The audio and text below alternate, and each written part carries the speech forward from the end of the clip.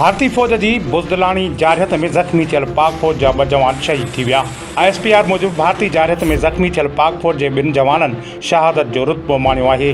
ISPR तस्दीक़ कंदे ॿुधायो त अस्पताल में इलाज हेठि पाक फ़ौज जे 2 जवाननि शहादत जो जाम पीतो, जंहिं बाद भारत जी ताज़ी जारियत में पाक फ़ौज जे शहीदनि जो तादाद 13 थी वियो आहे।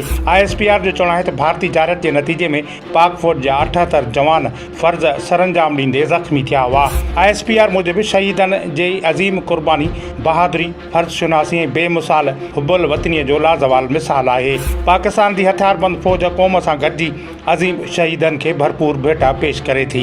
ISPR मूजिब पाकिस्तान जी हथियारबंद फ़ौज शहीदनि जे वारसनि सां ताज़ियत करे थी ऐं ज़ख़्मी थियल समूरनि जवाननि जी तुर्त सिहतयाबीअ लाइ दुआगो आहे।